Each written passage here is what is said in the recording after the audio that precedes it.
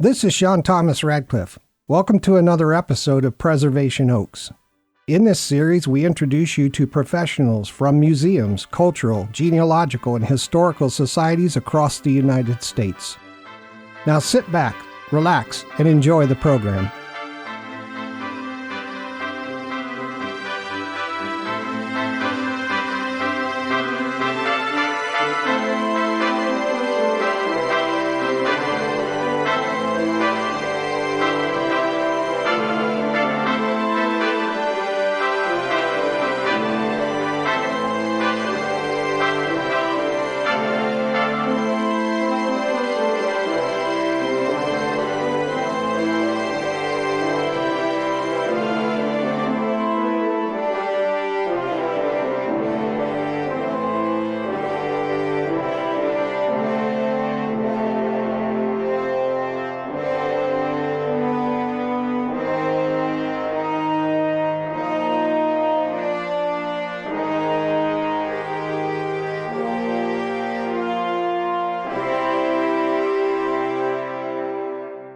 Good day, everyone. This is Sean Radcliff coming to you from Salt Lake City, and this is Preservation Oaks, the internationally syndicated original talk program on MicroStream Radio, where we feature interviews with professionals from museums, cultural and heritage institutions, historical and genealogical societies across the United States. Thanks for listening. By the way, our main platform is preservationoaks.podbean.com. But wherever you listen to the program, I appreciate it very much when you like, comment, follow, or subscribe. We trust that people want to have a better understanding of these organizations, how they're funded, how each is unique to the communities they serve, what programs and events they currently have underway, and what services they offer to the public and their members. We believe this information is vital for people to know how to work with these organizations and how important it is to join, support, volunteer with, and donate to one or more of these core societies. Remember, your donations to these societies are tax deductible. Each guest organization on Preservation Oaks brings with them a truly unique viewpoint and perspective around how they tell the story of their communities, how they continue to be relevant for the times in which we live, and what kinds of exhibits and volunteer opportunities they've created. This makes listening to each episode of the program interesting, fun, and diverse. If you're listening and you'd like to be a guest on the program, or if you have questions or comments about the program, spin off an email to preservationoaks@gmail.com. All right, that being said, let's get this show snapping. Our historical events for this episode.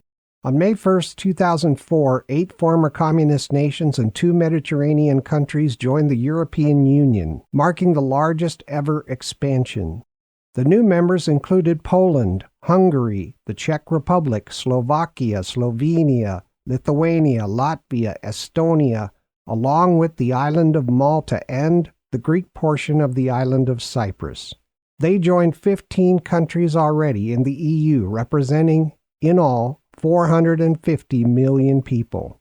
May 5th, of course, is Cinco de Mayo, celebrated in Mexico. It's a national holiday in remembrance of the Battle of Puebla in 1862, in which Mexican troops under General Ignacio Zaragoza, outnumbered 3-1, defeated the invading French forces of Napoleon III. On May 7, 1945, in a small red brick schoolhouse in Reims, Germany, General Alfred Jodl signed the unconditional surrender of all German fighting forces, thus ending World War II in Europe. Russia, America, British, and French ranking officers observed the signing of the document, which became effective at 1 minute past midnight on May 9th. On May 7, 1992, the 27th Amendment to the United States Constitution was ratified, prohibiting Congress from giving itself pay raises. On May 8, 1945, a second German surrender ceremony was held in Berlin.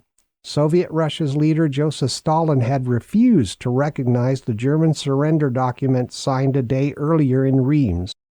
This time, German Field Marshal Wilhelm Keitel signed the surrender document, which declared, as did the first, that hostilities would end as of 12:01 a.m. on May 9th. On May 14, 1804, Meriwether Lewis and William Clark departed St. Louis on their expedition to explore the Northwest. They arrived at the Pacific coast of Oregon in November of 1805 and returned to St. Louis in September of 1806, completing a journey of about 6,000 miles. On May 14, 1796, smallpox vaccine was developed by Dr. Edward Jenner, a physician in rural England. He coined the term vaccination for the new procedure of injecting a milder form of the disease into healthy persons, resulting in immunity. Within 18 months, 12,000 persons in England had been vaccinated, and the number of smallpox deaths dropped by 2/3. Thank God for medicine. Let me take a drink of Twining's tea. Love Twining's tea. Now, you can email us anytime at preservationoaks@gmail.com. Preservation Oaks is available for listeners on nearly all podcast platforms, Facebook and YouTube. Now, let's learn about our next episode. All right. On our next episode of Preservation Oaks, we'll be meeting with the Norman Borlaug Heritage Foundation located in Creston, Iowa. Few people in the history of the world have done as much to positively impact humanity around the world as Dr. Norman Borlaug. Born on a small farm south of Creston, Dr. Borlaug devoted his career to saving the lives of millions of starving people around the globe. In 1970, he was awarded the Nobel Peace Prize in recognition of his work. He's also one of only 7 people to have received the Presidential Medal of Freedom and the Congressional Gold Medal, in addition to the Nobel Peace Prize. The next episode should be a really good one, so stay tuned for more. For this episode, we greet Saundra Leininger, the president of the Union County Genealogical Society located in Creston, Iowa. If you're a resident in the local area, this episode will help you understand what the society has to offer, how you can participate and take advantage of the worthwhile events the society sponsors, and how to best support them by volunteering and donating. So let's greet Ms.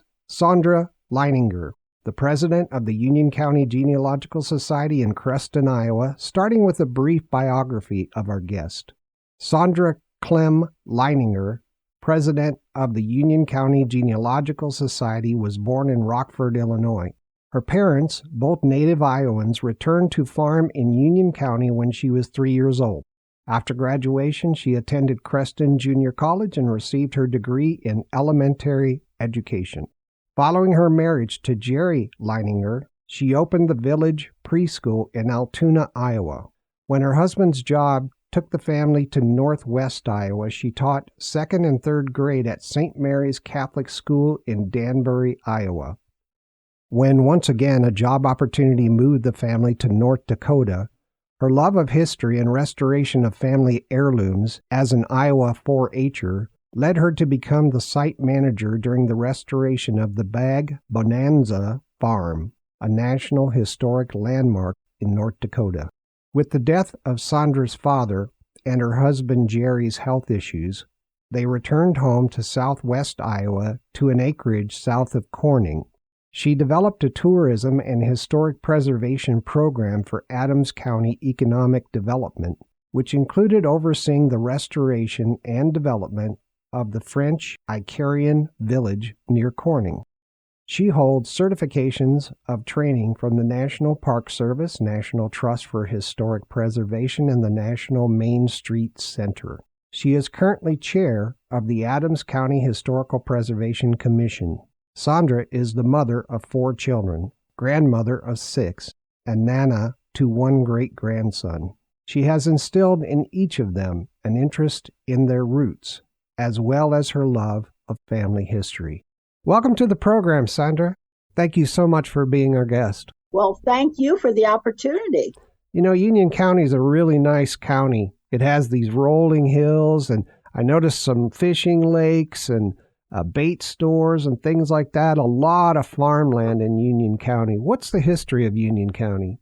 Well, Union County, is, for those who may not be familiar with it, is located in southwest Iowa. We're 75 miles southwest of Des Moines and 80 miles southwest of Omaha, Nebraska. It was organized back during tensions before the Civil War in 1853 The people that wanted to see the Union preserved decided Union would be a good name for our county. The Mormons were the first white settlers to arrive. They established a way station named Mount Pisgah.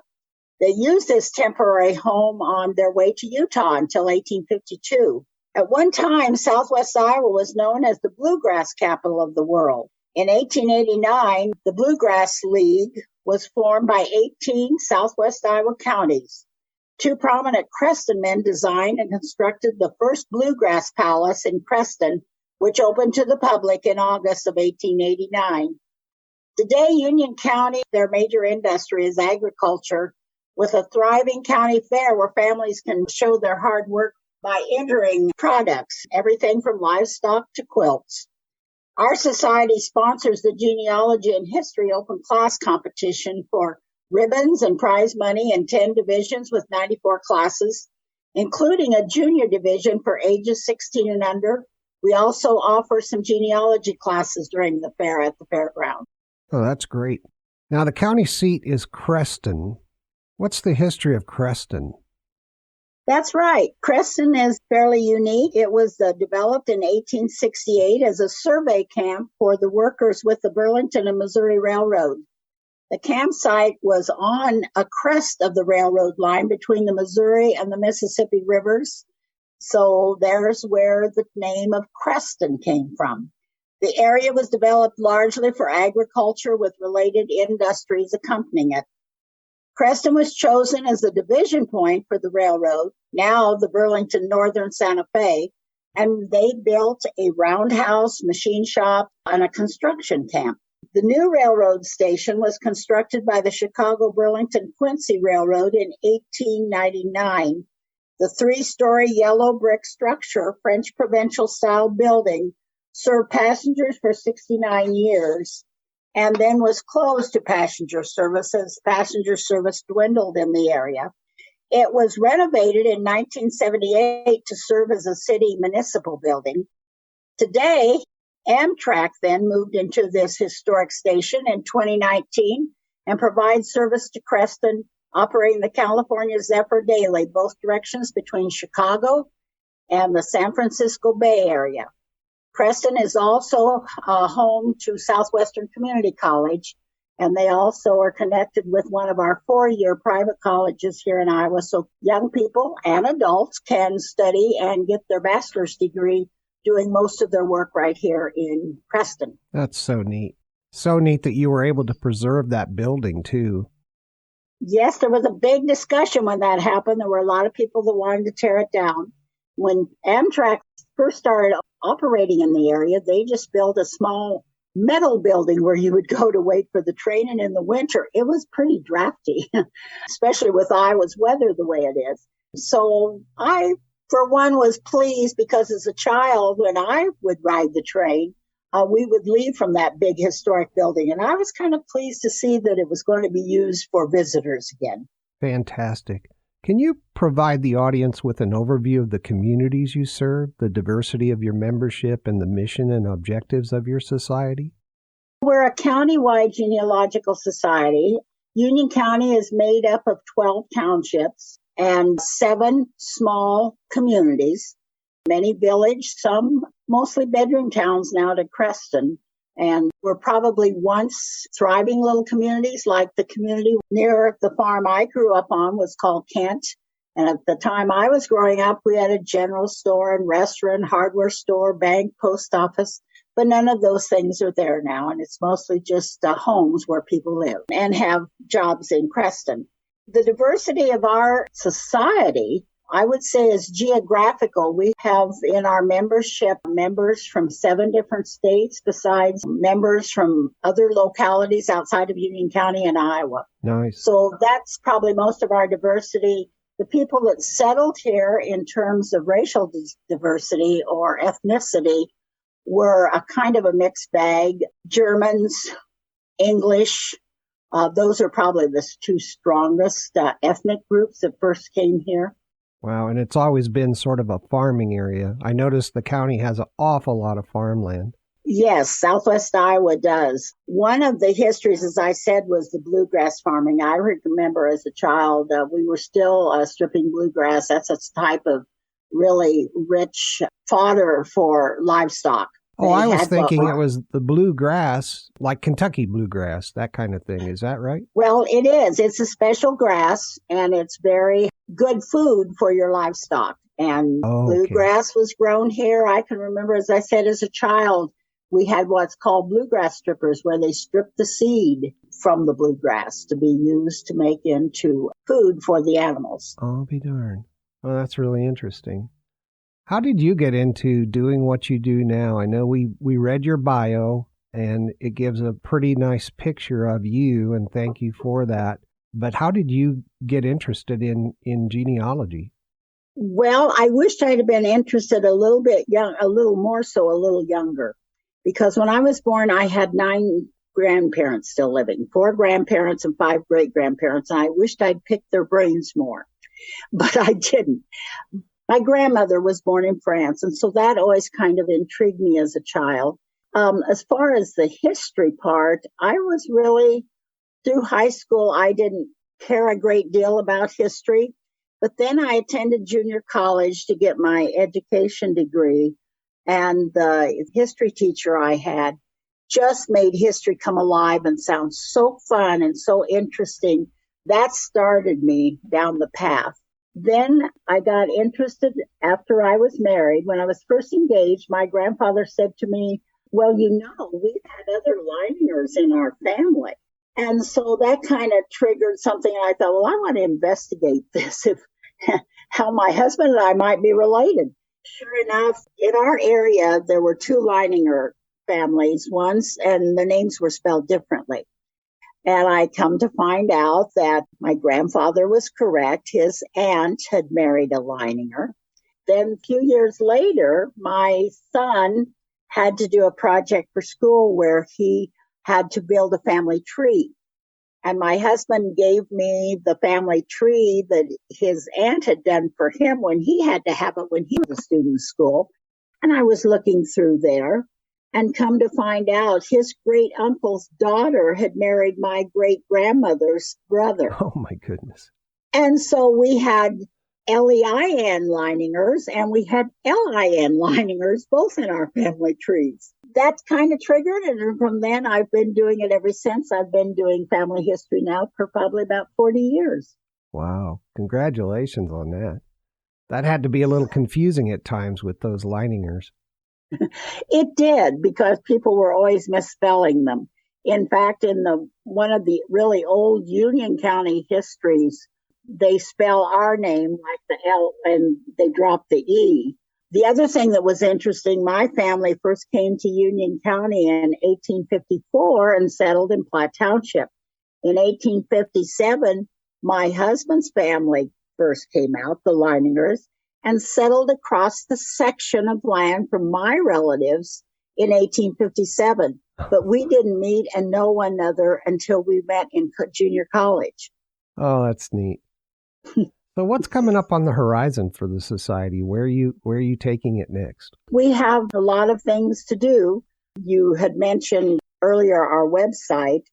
We've been putting the cemetery records on there. Still have 2 of the largest cemeteries in Union County that we're working on to get those on. So those are some of our future projects in terms of the society. We would like to grow the society and build it to have more people involved and find more people that we can help get interested in their family history. Very nice. By the way, you have a beautiful website. Thank you. Listeners, you should really go there and check it out. It's very well organized and very nicely done. What kind of funding model supports the society? What are your funding goals this year? We don't have big funding goals other than we have a couple 3 streams we use. We do benefit. We have what we call First Saturday program. And that is where we bring in a speaker to speak on a particular topic. They're held on the first Saturday of every month throughout the year, with the exception of December and January. And they're a 3-hour class from 12 to 3, where a speaker will not only do a presentation, but then help us with the research and making sure we understand, how to do the things that she shared with us, or he. So we do earn some money from that. There is a discount for members. The classes, I think, are only $5 for members and $10 if you're a non-member. Our membership fee brings in a fair amount of money. And as I said, we do have members from throughout the country. After COVID, we added Zoom, so that gives people incentive that live outside our area to join because they can attend these classes over Zoom on Saturday, as well as our regular meeting nights, which is once a month, with the exception of December. The other thing that we started that's becoming an annual event is a one-day genealogy conference. And we do bring a speaker in. It's a day-long conference. The presenter does 4 different classes throughout the day. We have 2 in the morning, we break for lunch, and 2 in the afternoon. It gives people a chance to network. People that may have hit a brick wall or need help, they can ask other people, and we kind of share our problems and try to help one another find solutions. And that has become, as I say, an annual event once a year. And that brings in some funds. And once again, there is a discount for those who are members. I guess the last funding stream we would have would be our root cellar gift shop. And we do have books that we have published throughout the years that are on there for sale, both to the membership or the general public can purchase those through our website. We also have a couple of mementos. There's a really nice big canvas book bag that's really great for keeping your research together when you're going to make a research trip somewhere. And we have a mug with our logo on it too. So those are the main ways we do not get any support from the city or the county. We're a nonprofit operation. Do you guys have Amazon Smile? Can people use that? That is one of the things we have, yes. Okay, so listeners, you can always go on Amazon Smile and look for Union County Genealogical Society and specify them as someone that you would like to give money to.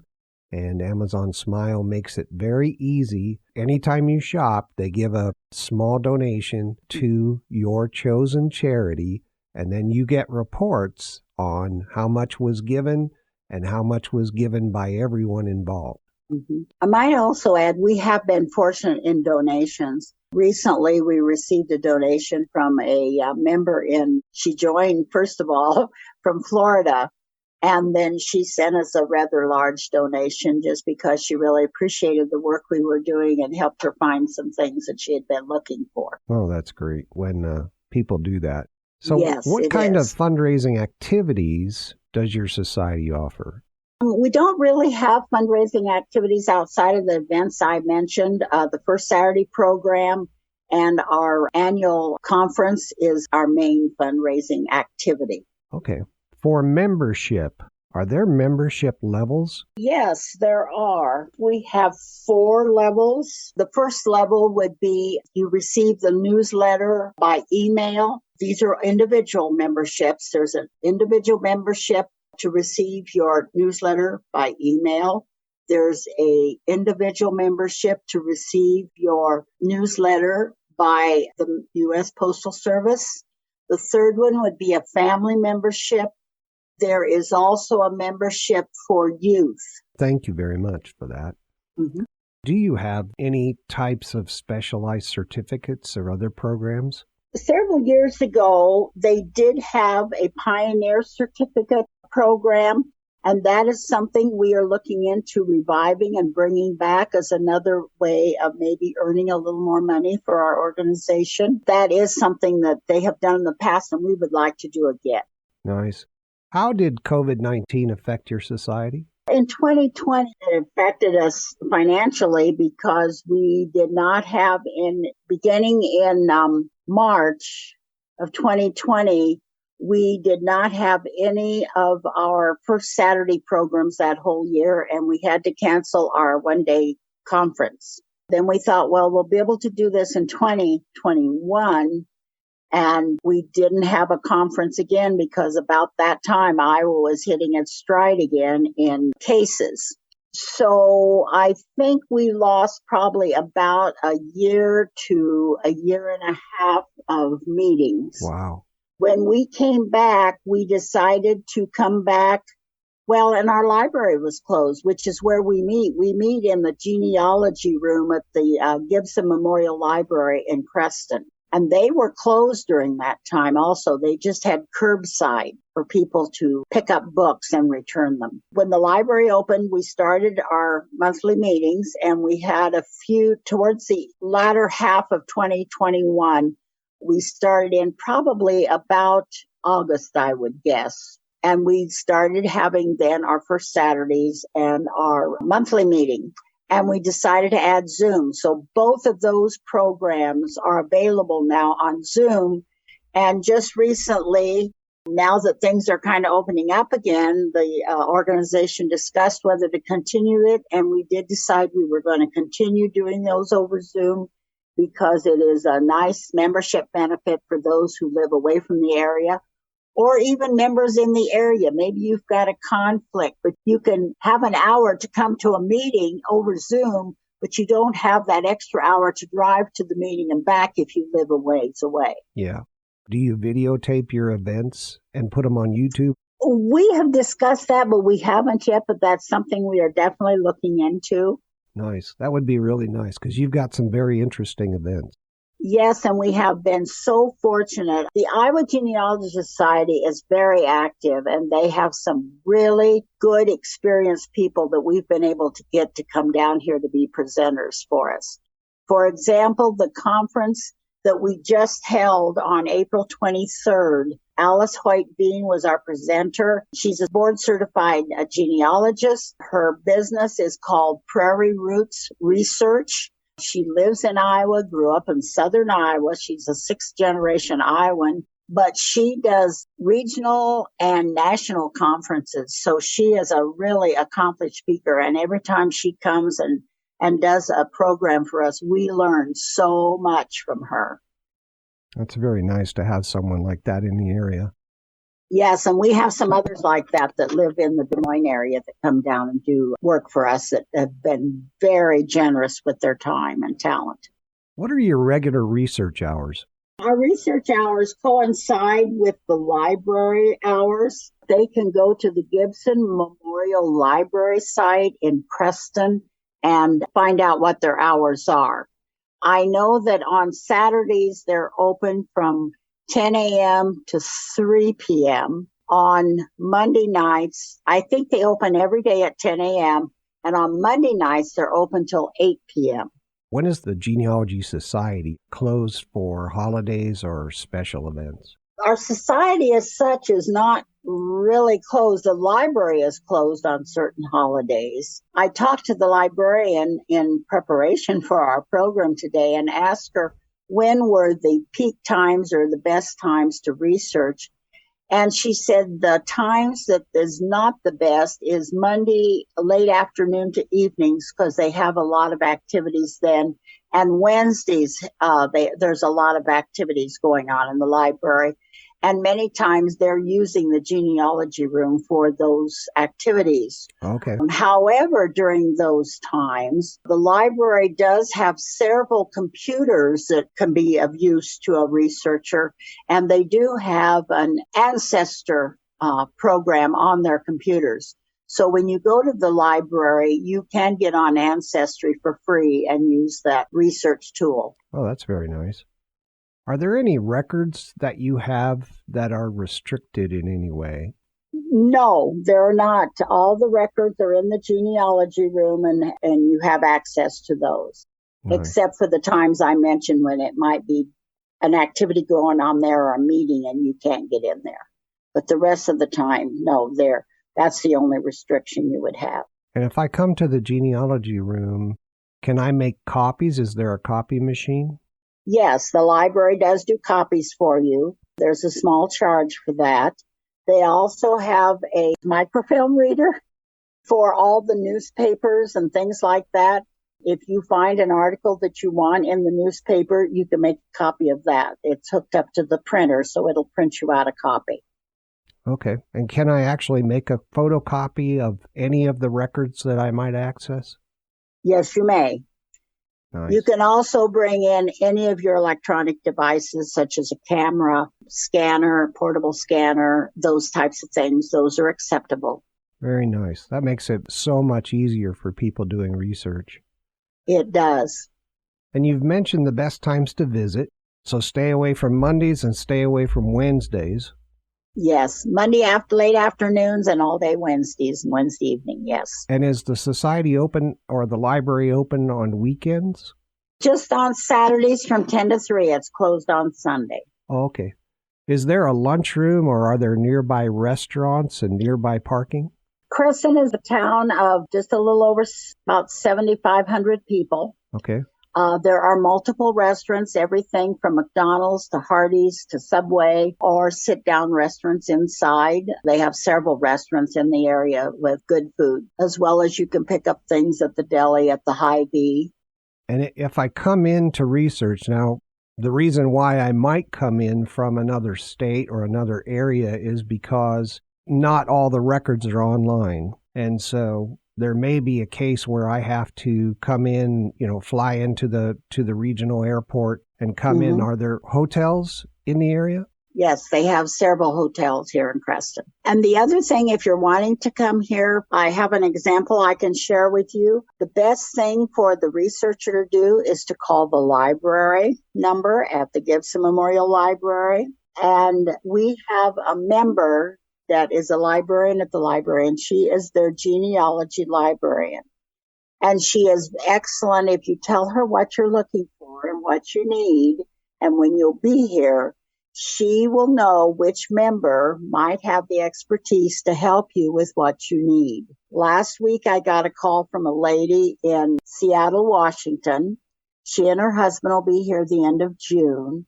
And she was asking if I would have some time to meet with her because I live in Adams County, which is the county directly west of Union County, even though my family's roots were in Union County. And her family had farms in both Adams and Union County.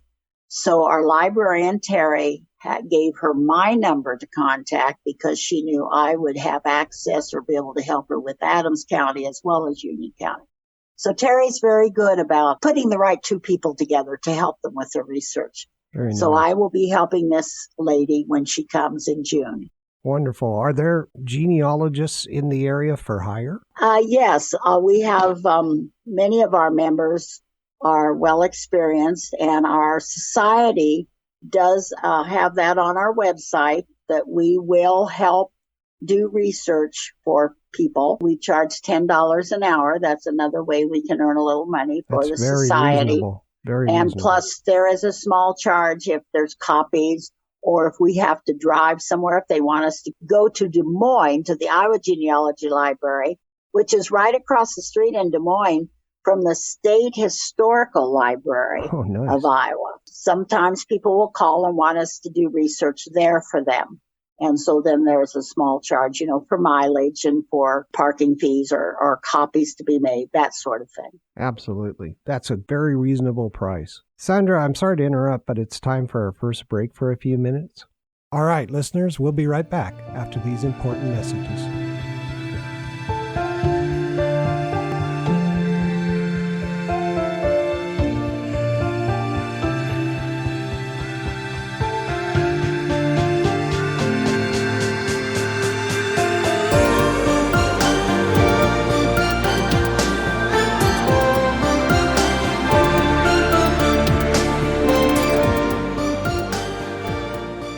You're listening to Preservation Oaks, where we celebrate the great work of genealogical and historical societies, and give you the information you need to get involved and have fun doing it. Hey everyone, this is Amuli Okudili. We'll be right back to Preservation Oaks with Sean Radcliff, after these important messages. This is Sandra Bankston, the president of the Fremont County Historical Society, and I listen to Sean Radcliff in Preservation Oaks on Microstream Radio. Introducing a totally fun and boundless research experience. The Union County Genealogical Society, where expert-level volunteers, records, and historical access take you on an amazing journey to reveal your family lineage. Discover a world where the history and patterns of daily life of your ancestors come to life. The Union County Genealogical Society in Creston, Iowa, their legacy is yours.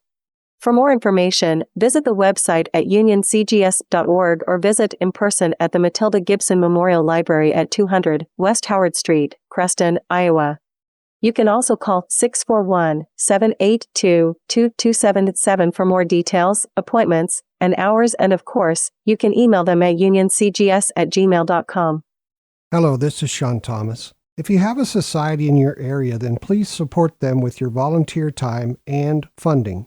The more support they have, the more they can benefit the community in terms of providing records for family research and education for the public and students in grades K through 12. With adequate funding, the Society can stand up a museum or sponsor historical and fun events in order to tell the historical story of the area and its inhabitants. Maintaining a society makes a huge difference in a community. Please don't wait. Show your support for your local historical or genealogical society today. They preserve our heritage and culture for existing and future children of all ages. Thank you.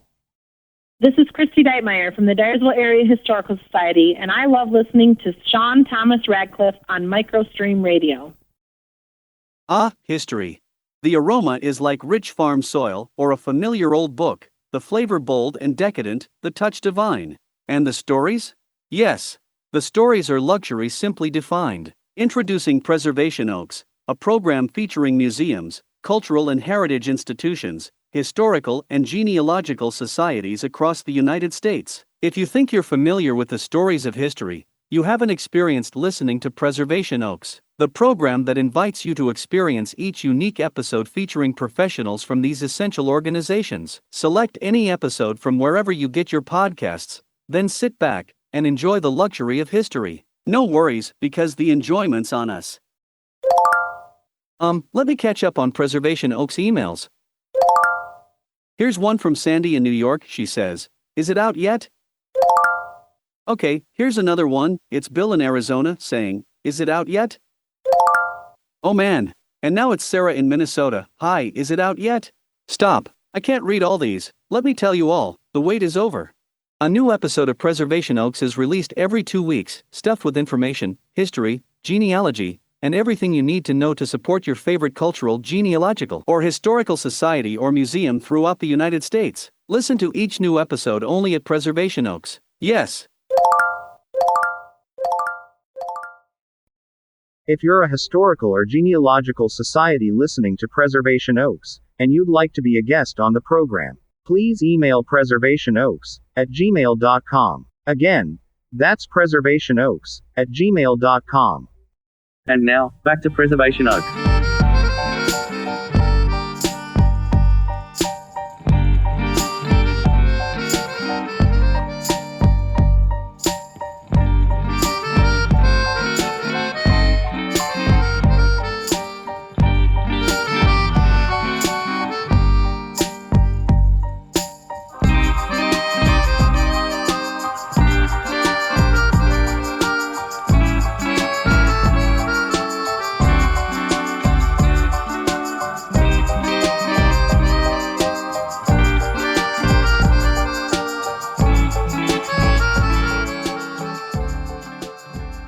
Welcome back to Preservation Oaks. I'm your host, Sean Thomas Radcliff, and we're here today with Saundra Leininger from the Union County Genealogical Society located in Creston, Iowa.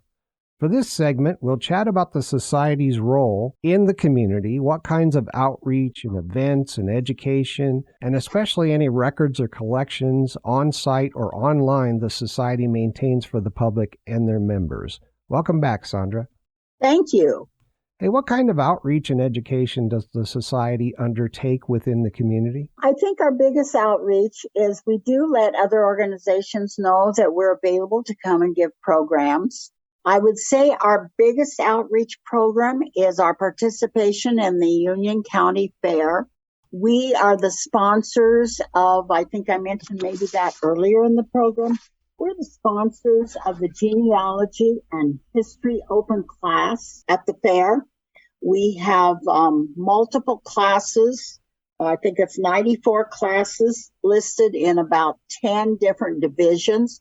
So there's something for anybody that has anything they would have been doing in the area of family history research that they can bring to the fair, enter an exhibit. We give out ribbons as well as prize money attached to those ribbons. Oh, nice. We have a judge come in and judge the exhibits from away from here. They don't know anybody, so they can't be impartial. That has been a really good way to reach out to the community and let it know it's available.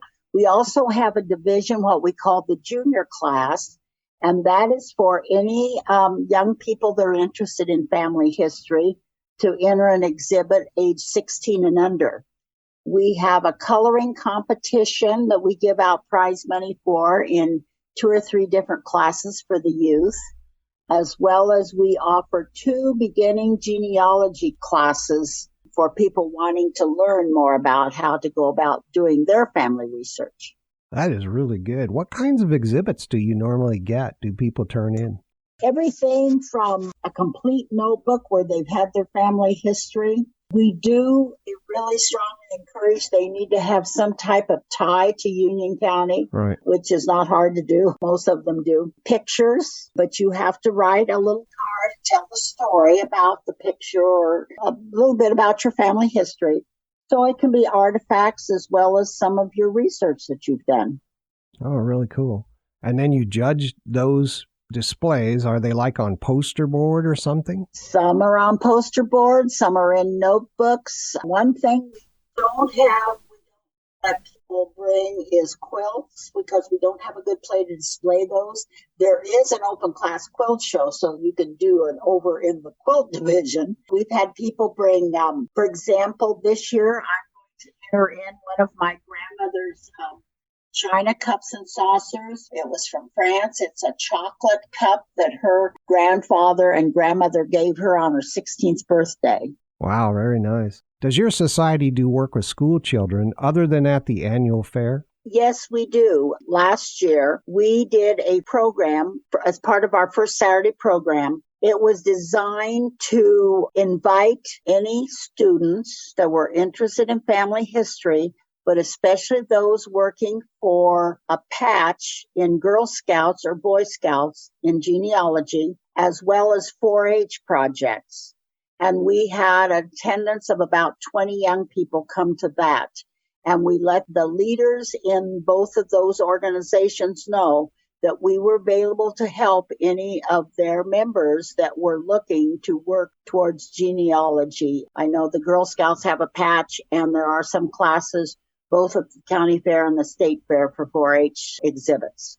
Oh, very cool. You said that the annual fair, and it sounds like you guys go all out. There's a lot of work involved in what you do at the county fair every year.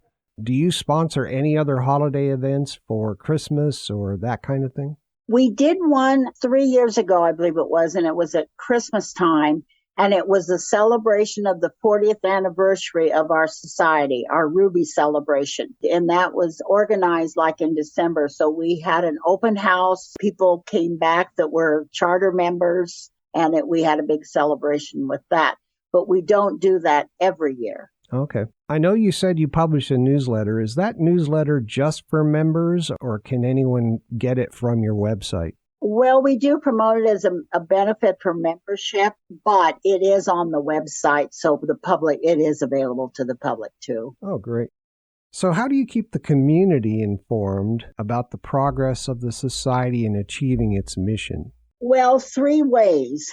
Our local radio station has a program called Grapevine where they promote local activities. About once a month, I go on the program and I will be interviewed with any upcoming events we have, sharing the first Saturday programs as well as our monthly meeting and telling who the speakers are and what the presentation will be about. So we do it through the radio. We also have a Facebook page that we keep up to date that puts all this information on, as well as our website and then the local newspaper.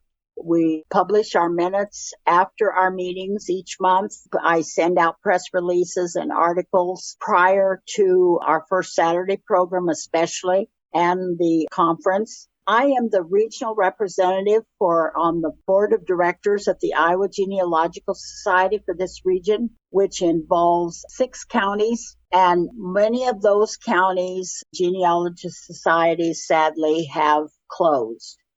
And so I also send out those press releases and let that information be known through the newspapers in our surrounding counties around Union County.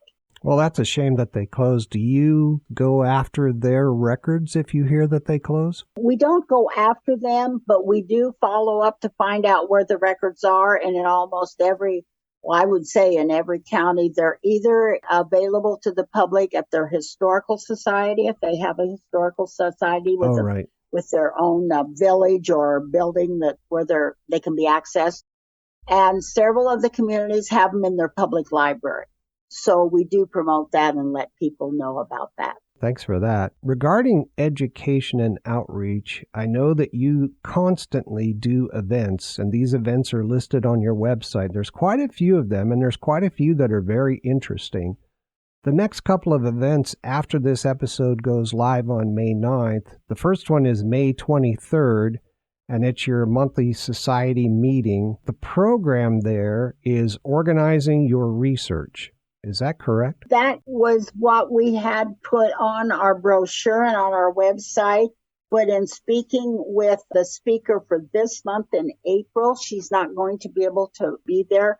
So I think we're going to change next month, and it's probably going to be about genealogical records or any records that might be available through our clerk of court in Union County, if they're accessible, and if so, when they're accessible. Just finding out what she has available that might help us in our research. Oh, thank you for that. The next one after that is June 4th, and it's the State Census Records of Iowa, which is very interesting because states did censuses on their own, and usually if you can't find it in the federal, or even if you can find your ancestors in the federal, the state census has additional information. Yes, and I have a personal relationship with that one in 1895. The family story was in my family that my great-great-grandfather had a lot of land, and he lost it through gambling, and he left my great-great-grandmother, and I knew she was buried here in Union County, just south of Kent in Platte Township where I'd grown up. And I looked for probably 10 or 15 years trying to find great-great-grandpa Henry. And one day it just struck me, why don't I look at the Iowa census? Because I had his wife Mary Ann's obituary. So I had a date in her obituary. It told when he had died. Oh, good. And I thought, I'm going to look at the Iowa census. So I just put in his name for all of Iowa, because the family history was that he had left her because they thought he was so embarrassed. And he went to Missouri to stay with his sister and brother-in-law. But I couldn't find him in Missouri. I looked over in Kansas, couldn't find him. One day I decided to look up the 1885 census. That was 2 years before he died in Iowa. And there he was in Henry County. And he was in what they in those days called an insane asylum. I guess the family thought it was nicer to say he ran away than to say they had put him in an insane asylum. So in talking with other genealogists, which were trying to make me feel better, they said, Saundra, they put a lot of people like that. He could have been starting to get senile. And if he was losing their land through gambling or playing cards or being taken advantage of, they might have placed him there for his protection and to protect your grandmother so she had something to live on. Yeah, that's a good point. But anyway, I found him and I was just pleased to know where he was. That's got to be a good feeling. So what kinds of records has the society received as donations from the public? I would say the most prevalent one is when people donate their family histories. They've done their family research. Sometimes they have it published. Sometimes it's just in a notebook. But those things have been really helpful to us. Other times people will buy a genealogy book or a set of books that when they're finished with them doing their research, they'll donate them to the library. Oh, yeah. So those are the types of things, mostly what we have been receiving. Now, I know you have to store these things, so that they're archived and they're preserved. Do you have a strategy for digitization of documents and photos? As a society, we don't have right now. However, our public library is looking into digitizing all the Union County newspapers. And there are some in our state. There are some funding programs from the State Historical Society of Iowa that has some grant programs. It's called the Historic Resource Development Program. And there are funds there to help communities if they want to apply for grants. It's a matching grant. We have to raise the local money. And that program helps with trying to preserve your records and collections. And I do think the society has talked about this in the future. These will probably be some things we might be doing in partnership with the library. Yep. Very worthwhile to save those things. Yes. Does your society have a relationship with county government or state government to ensure records are not thrown away, but instead given to the Genealogical Society? I would say yes, we do. We have a good relationship with the Union County government. I see today I was looking at the recorder's office, and it had a link that you could click to find out about the records that they have and when they're available and how we can access them to look at them. We also have a strong relationship with the Iowa Genealogical Society. In fact, later in the summer, we're going to be doing a field trip to the Iowa Genealogy Library. And as I said earlier, it's right across the street from the State of Iowa Archives Library in Des Moines. And so we're going to be going to do that.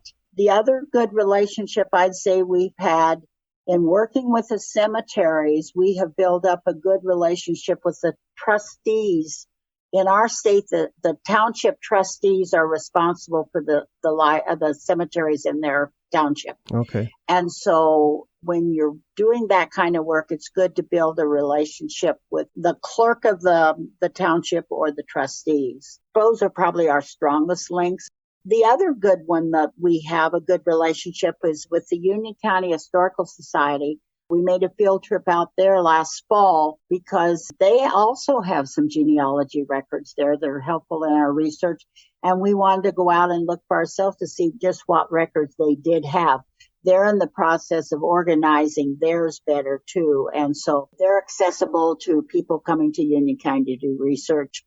That's another place they should look besides the Gibson Memorial Library. Very cool. Thank you for that. You have any online search capability on your website? The research that you can do on our website's set up so there is the public side and then there is also the membership only side. For example, if you're wanting to research the cemeteries in Union County, if you go to the cemetery tab, what'll pop up is all the cemeteries, and each cemetery is listed twice, one with public viewing, one with membership only viewing. If you look at the public view, you will get the surname, the first name of your ancestor, the birth year, the death year if we have it. That's about it. It's like an index. But if you're a member and you log in as a member, you might find their military record. You will find everything that we have been able to find about that person. For example, I put on the information that I knew about my own family in terms of the ancestors' parents, if I knew their name, the spouse, their siblings, their own children. So you get a lot of additional detailed information. The other benefit of membership you have if you're a member is we have a surname index, and you can look on there, and if you're a member, click on it and you can find other people that might be researching the same surname you are. Oh, that's helpful. So those are some of the things we have, yes. Thank you for that. What kinds of volunteer opportunities does the society have for members and the public? Right now, we can use volunteers to help us with our research in terms of getting the rest of our cemetery records on. Once we have our cemetery records on, of course, about every 3 years or so, you want to contact the trustees and that take care of each of these cemeteries and update them. Yeah. So it's kind of a constant thing.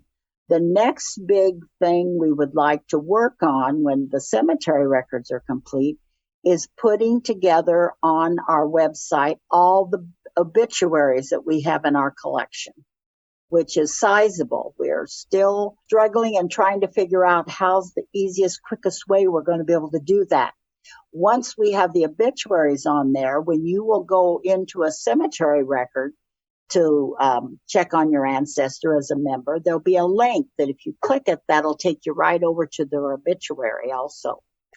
So volunteers right now, and a lot of this work can be done in your own home. We set up our website with a company called EasyNet Sites, and they send us the format. We give the volunteers the format, and they can just plug in all the information. Oh, very cool. So are you planning with the obituaries? Is there any kind of electronic scanning device that makes that easier?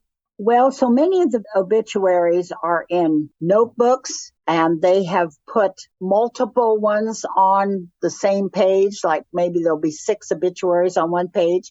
We're trying to figure out how we could do that. We scan them, but scan them so we only have one, instead of all 6. Right. Because you want to have them alphabetized or some way to index them. So that's one of the things we're wrestling with right now. Yeah, that's hard. I would try to do anything to avoid typing all those in manually, but sometimes you have to do it. Exactly. Another volunteer jobs, you might call them, that we have is they can serve on, we have several standing committees. Like we have a committee that takes care of the county fair and lines up the judges and all of that goes with that. But there are several standing committees, an advertising or promotion committee, those types of things. So there's those volunteer opportunities too. And we're always looking for, of course, people that are willing to become officers for the organization. Right. Do you have volunteers that do the genealogical research for people? We do. Mostly it's within our membership, but we could use others too. We have a program committee, so they help plan the program for the next year, select the topics that they're interested in, if they'd like to know more about, that sort of thing. I ran across one society that had appointed or had a volunteer in each township, and they were responsible for the information coming from the township. Do you have any structure in place like that? We don't have, but that's something that I'm glad you brought that up, because that's something I have thought about, if we could possibly get one person in each of those townships. That would be great. And even if they don't live there today, because many people have left the farms or moved away, some of those townships have no town in them. So it's just farmland and farmsteads. But it could be someone that has now lives in Creston or somewhere else, but they have ties, historic ties to that township. What kinds of interesting books has your society published? I was looking through the root cellar today, and I noticed that we have several that we have published over the years. The one that caught my eye that I had kind of forgotten about, it's called Biographical and Historical. I don't remember the exact name, but it is a publication of people from both Union County and Ringgold County. And Ringgold County is the county directly south of us. And so there's been a lot of overlap on our southern edge of our county. Union County people being buried just over the line in Ringgold County, in a cemetery that's really close to the line, that sort of thing. Yeah. So that's one of them. I noticed there's like 7 volumes that have been published of excerpts from the Afton Star Enterprise newspapers. Afton was the first little town that was the first county seat before Creston. We have multiple types of things like that. I noticed there's an interesting little booklet about memories that people had of early Union County. Nice. So I think someone had probably done interviews with the elderly people that remember when Union County was coming around years ago and published those. Now, are all those books for sale to the general public? You don't have to be a member to use our gift shop and purchase items from that. That's open to the public. Very cool. So listeners, go check that out on the website. Oh, what did you call your gift shop? The Roots Cellar. And it's spelled like your grandma's cellar where she used to store her vegetables in the wintertime. Yeah. So it's Ruth's Cellar Gift Shop. Oh, thank you for that. I'd like to give the contact information for the Society, which includes the Society's website. Their website is unioncgs.org, and the Society is physically located in the Matilda Gibson Memorial Library at 200 West Howard Street in Creston, Iowa, 50801. You can email the Society at unioncgs@gmail.com, and you can make a call at 641-782-2277. Now, Saundra, you have a marvelous website. It's really well done. What kinds of things are available to do on your Society's website? Well, for the researcher, we have put on there the history of the Mormons, which came through Union County before they veered up towards the northwest and headed straight west to Canesville, which is now called Council Bluffs on the Missouri River on their trek west to Utah. We also have the history of each individual of the 12 townships on there. We have the history of Union County and the Bluegrass Palace. I think recently one of our members added some Swedish church family information. You can research the cemeteries that we have on there. We have all of our cemeteries on there now, but 2. Nice. You can access our blog. We have a blog on there. You can access, of course, the events page that tells all the activities that's going to be coming up in the next year. We also have a printed version of that you could contact us and have us send you a brochure that shows the first Saturday and all of the monthly meetings and the topics and presentations that are included. We also printed a brochure about our conference each year. We try to have that ready by the first of the year for the conference that's held. This year it's being held in April. We're trying to find a date that is the most beneficial to most people. It's kind of hard to do. Everybody's so busy these days. Oh, yeah. As I say, all the events are on there, all the cemetery records that we have to date. We have some military records from the Civil War that's on there. Nice. So there's quite a bit you can access to kind of get a feel for what's here if you're planning a trip here. You could get a lot of information to help you prepare for your trip to come. Now, can somebody join as a member via the website? Yes, they can. You can go into membership and it tells you all the benefits about your membership. And then it will tell you, there'll be a link to click to take you to be able to join our group. We've had a lot of people join online. That's great. Can somebody donate via the website? We do have a tab that says donation, and you can do that, and we're hooked up with PayPal. Oh, that's fantastic. That makes things so much better. Saundra, it's time for us to take our second break for a few minutes. All right, listeners, we'll pick up where we left off after the break. Thank you for listening to Preservation Oaks. If you're a member of a museum, historical or genealogical society that has not yet been featured as a guest on our program, please let them know to contact preservationoaks@gmail.com. We welcome everyone. Thank you.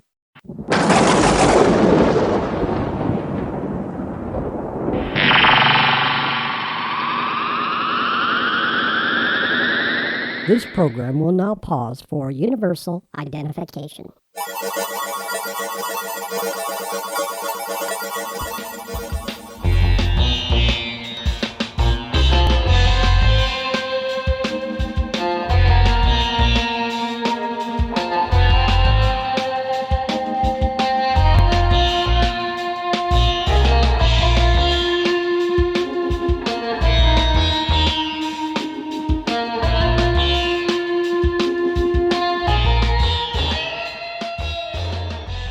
Have a great time at the Union County Genealogical Society located in Creston, Iowa. For over 40 years, the Society's mission has been to meet the educational needs of their members through the preservation of the county's public records, cemetery records, newspapers and family histories for research by future generations. Learn more about your society at unioncgs.org and join them in accomplishing the mission. Visit, join, and support the Union County Genealogical Society today. Call 641-782-2277 for more details, appointments, and hours. You can also email them at unioncgs@gmail.com. When so much of history is about the big moments, it's the details stored and preserved in cultural, genealogical, historical societies and museums throughout the United States that makes the stories about the people and events of those times truly unique and enjoyable. With each episode of Preservation Oaks, you have an adventure where history comes to life. You can take pleasure in knowing more about these trusted American organizations, like how they're funded, how volunteers can help, their essential value to your community, and the services they give back. No detail is overlooked at Preservation Oaks. Visit preservationoaks.podbean.com today, where great adventures are presented in every episode.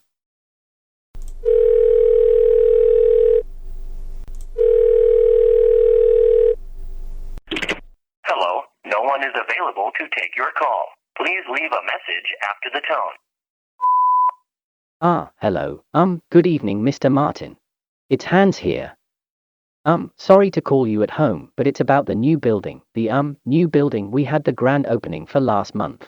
The $125 million building. Well, you know how we here use the metric system, obviously. Turns out the engineers don't. So, because of that, it appears to be leaning somewhat dramatically. We got jacks and might save it yet, but statistically speaking it's unlikely. So please call me back, please. Have some unexpected free time coming up soon? Make good use of your free time listening to Preservation Oaks. This is Stacy Gosling, the president of the Winneshiek County Historical Society in Decorah, Iowa, and I had a lot of fun as a guest on Preservation Oaks. Back in time, when people got sick, they got well again due to the knowledge their mom had from her mom, and she in turn from her mom, and, well, you get the idea. A good knowledge of history is a good thing for all kinds of reasons when making decisions about the future. Learn the history of your ancestors and your community at your local historical or genealogical society. Historical traditions are there for a reason. Support your local society today and, like a good mom, pass the knowledge on to your kids. And now, back to Preservation Oaks.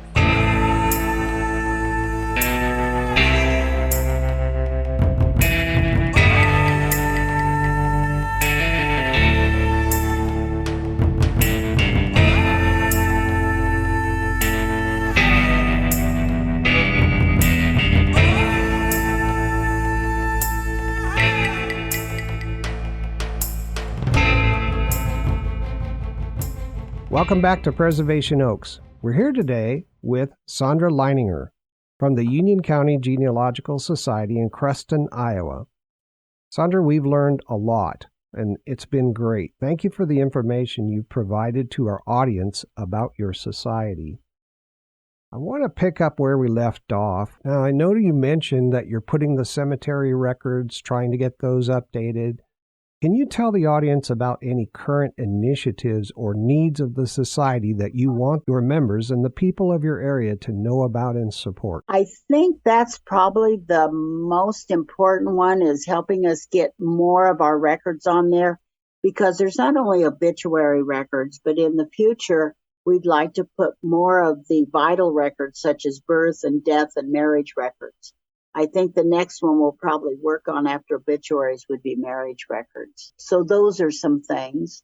Also important to us would be if people would let us know. In fact, we're getting ready to send out a survey to our current members as well as past members about anything that we could be doing that would be helpful to them, that they would like to see us add, that type of thing. You know, are there certain topics they would like to see us find a speaker for? There are certain ethnicity groups that we have had a difficult time. We've got several people with some French ancestry, including me, and you just don't find too many people out there in our area anywhere, in our state even, that are available for doing a presentation on French research. Yeah, that's the difficult one. I think the French, more than any other ethnicity group, as near as I can tell, when they came to America, they melted. They came right into the melting pot, so to speak. From my education days, the French came in and they actually populated a lot of the Canadian and Midwest fur trapping and things like that. Yes. And then the English came in and the Germans came in after that. So The French kind of got buried because the United States bought the Louisiana Purchase, which included a lot of that. And so they kind of got buried. You might be able to find somebody on the Association of Professional Genealogists that has a specialty in French and entice them to provide some information. We have a member that her ancestry is the French Huguenots, which were the French non-Catholics. So she's interested in that type of research. And of course, one of the early cities in Iowa was Dubuque, which was French. Yep. What are your thoughts about how best to keep genealogy, history, and the community support flourishing for the current generation? I've done a little thinking about this question. First of all, genealogy societies are really great resources for family historians, whether you're a beginner or you're advanced. And they can be formed, and genealogy societies are really formed for a variety of reasons. Sometimes a genealogy society is formed as a common linkage. It can be formed because of a surname. It can be a group that forms because of a certain ethnicity, geographical research locality, such as Union County Genealogical Society, or it can be formed around a current place of residence. But as a local group, I think we have something no state or regional or national organization can replace, and that's knowledge of and commitment to Union County. We know where all the treasures are buried. All right. And I would say 5 reasons for you to join a genealogy society. First would be the benefits of it would be the camaraderie of finding other people that are interested in a topic that you're interested in, family history. A second reason, and an important one, is mentoring. When you can network with other people that are into genealogy through the membership, if you run into a brick wall, someone will say, I had that problem and this is how I worked around it. You find ideas and suggestions that can help you with your research. The third reason I'd say would be you have access to local resources that you might not always find everywhere else. Even when I go on Family Search or Ancestry, I know there's a record here at the courthouse, but it's not showing up when they did their research. Either they missed it, or it could have been that person was born after they did their research here. Another way is you can extend your reach through genealogy. For example, my ancestors settled as they moved across the Midwest. They started out on my dad's side. They came in through Philadelphia. They went down into the Shenandoah Valley in Virginia. Then they were in Kentucky. Then they moved into Ohio. A few of them stayed, and a few of them moved on to Indiana. A few of them stayed. A few moved on to Illinois. Some of them stayed. And finally, mine arrived in Southwest Iowa. So if you reach out to, say, the Genealogy Society in the county which your ancestors settled in Fulton County, you can make connections with people that can maybe help you with your research without your having to travel there. So it's helpful if you find genealogy societies that can help you with your research in other areas your ancestors live. And then I'd say one of the most important ones is educational opportunities, such as our programs that we try to help people with their research, providing those educational opportunities. Right, and as a member, you get discounts on those classes and conferences and discounts on the research fees. Yes, we do. The best way for people to connect with someone at the society if they have questions is to call or email, or what would you recommend? I would recommend they use our email address, and I would recommend then, secondly, they call the library number. We have a genealogy librarian at Gibson Memorial, and she will put you in touch with the right person to help you answer your question. Now, I read on Google Street View as I was cruising through Creston, I saw a sign at the library where the Genealogy Society is located that they're planning to expand. Can you tell us more about that?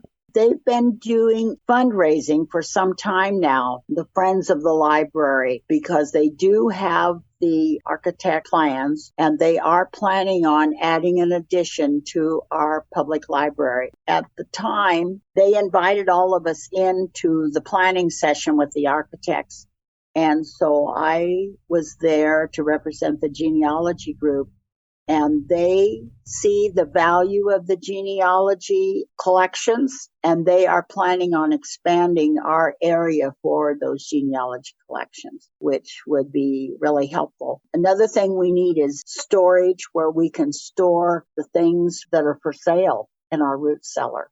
And they're running out of space at the public library. All right. Well, that'll be great. When is that scheduled to be completed, or do you have a date yet? I don't know of the date. I don't know if they have a date when it's completed. It's probably as soon as they raise the funds. That's going to be great for the community and great for your society.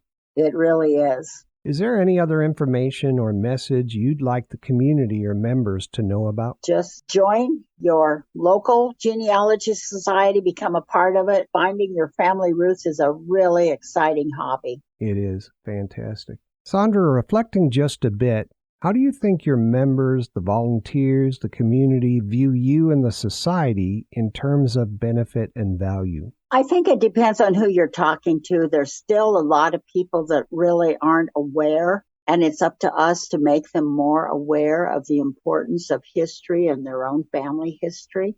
I think those that are aware of us, I think we've had a pretty positive feedback. They seem to be happy. I know when we contacted, for example, the Girl Scout and Boy Scout leaders, they were really pleased that we were offering these classes or help to any of their members of their organization was wanting to work on genealogy patches. We've had a good relationship with the fair board. I think they're pleased that we have been able to increase the people that visit the fair because of the genealogy. It is, I say, an interesting hobby, and people are more and more, I think, becoming interested in it. I think that's also due to some of the programs they now have on TV, such as the one on public television with Dr. Gates, Finding Your Roots. Right. So all of those things, I think, kind of help. Oh, that's fantastic.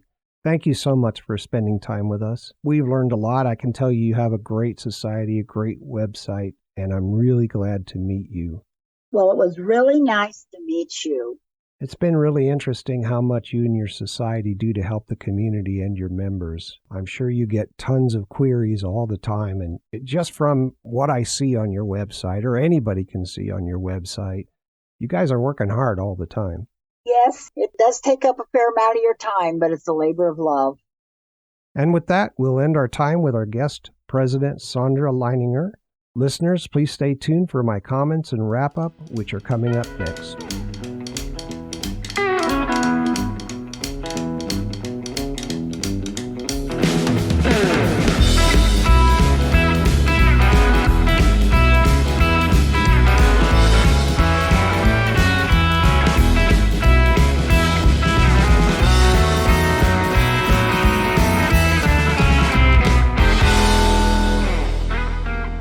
Welcome back. I got to say to all of you, I love doing this program.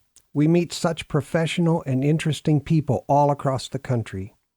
The most pressing priority of the Union County Genealogical Society at this time is getting their records online and helping to gather the funding for the expansion of the genealogy area of the Matilda Gibson Memorial Library as they complete the extension of the building.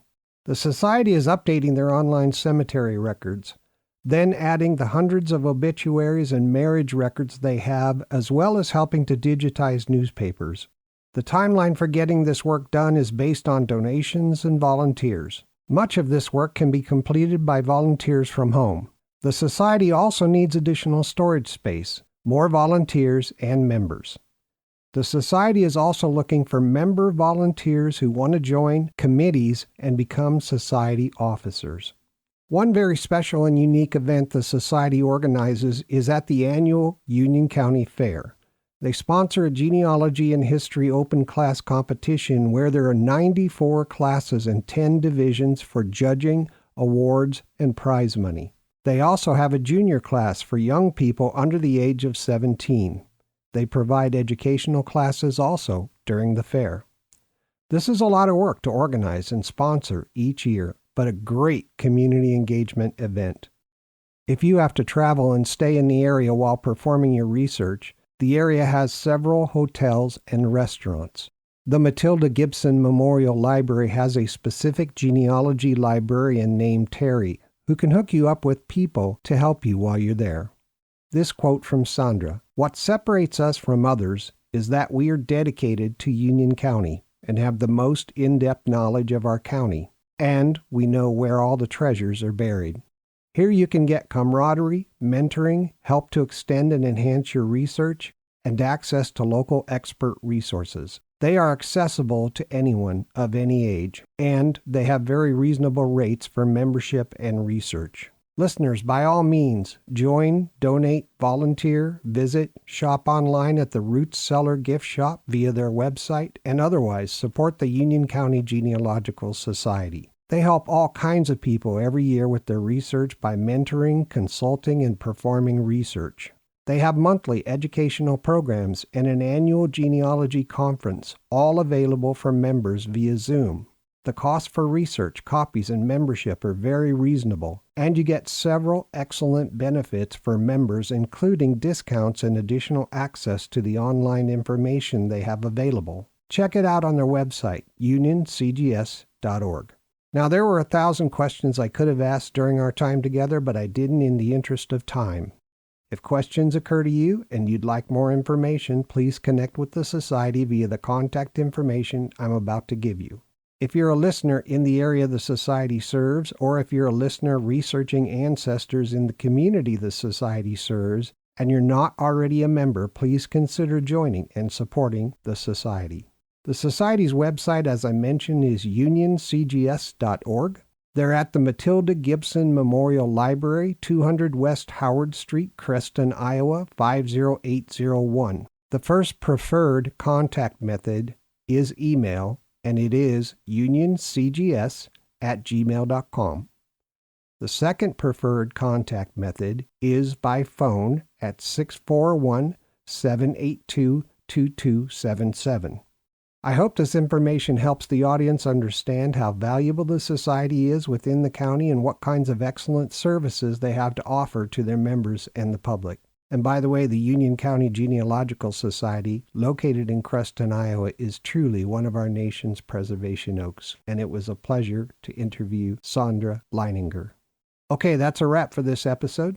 Music used today is from Scott Holmes, the Mini Vandals, DJ Williams, Track Tribe, Tim McMorris, and Cymbalbird. Microstream Radio is a registered trademark. This broadcast is owned and copyrighted by Microstream Radio. It cannot be rebroadcast, downloaded, copied, or used anywhere without the written permission of Microstream Radio. Thanks to everyone for listening. This is Sean Radcliff. See you all next time on Preservation Oaks.